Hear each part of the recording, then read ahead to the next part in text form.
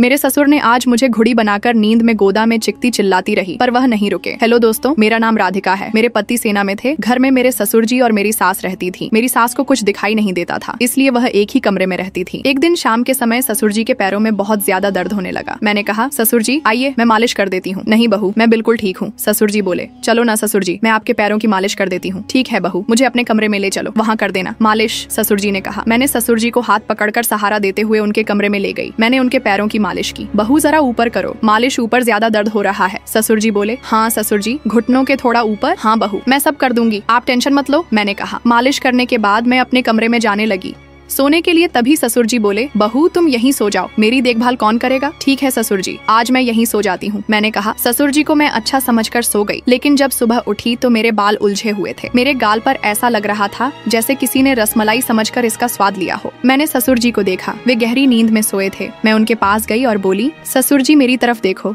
मैं इतनी बदल कैसे गई हूँ?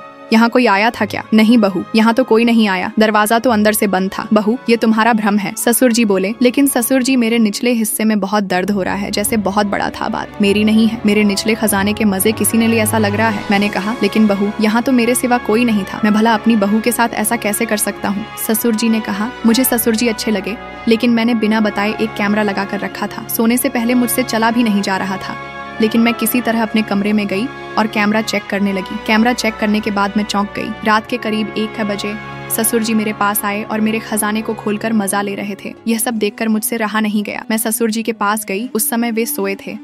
मैंने कहा, ससुर जी जरा उठो, यह क्या है? मैंने उन्हें कमरे में जो कुछ हुआ वह दिखाया। ससुर जी, अगर आपको यह सब करना ही था तो मुझे बता देते, मैं तैयार थी। ऐसे बिना बोले करने से क्या फायदा? वह बोले, मुझे लगा कि तुम यह सब करने के लिए तैयार नहीं होगी। तुम्हें तो पता है कि तेरी सास देख नहीं सकती, उनके साथ ऐसा करना ठीक नहीं है। मैं जानती हूँ ससुर जी, आपका क्या हाल है। चलो कोई बात नहीं, लेकिन आज रात हम खुलकर मौज करेंगे, मैंने कहा। जब शाम हुई तो ससुर जी मेरे कमरे में बिना बुलाए आ गए और मेरे पास आकर बोले, बहू चलो फिर शुरू करें ससुर जी, अभी तक दर्द हो रहा है, एक बार खोलकर तो दिखाओ। मैंने कहा, ठीक है बहू, आओ मेरे पास। ससुर जी बोले। देखकर मैं हैरान हो गई। ससुर जी तो लंबे रेस के घोड़े निकले। ससुर जी, अब देख क्या रहे हो? खजाना तुम्हारे सामने है, आओ, मैंने कहा। इतना सुकून तो मुझे मेरे पति से भी नहीं मिला, आज तो मजा आ गया, मैंने कहा। बहू, मुझे भी बहुत दिनों से नहीं मिल रहा था, आज तो मैं इस खजाने को लेकर ही रहूंगा, ससुर जी बोले। ससुर जी ने 3 घंटे तक खजाना खोजा, उसके बाद वे थक गए। दूसरी बार में ससुर जी ने मेरा काम लगा दिया। यहाँ ससुर और बहू की एक काल्पनिक कहानी थी। इसका उद्देश्य किसी को उत्तेजित करना बिल्कुल नहीं है।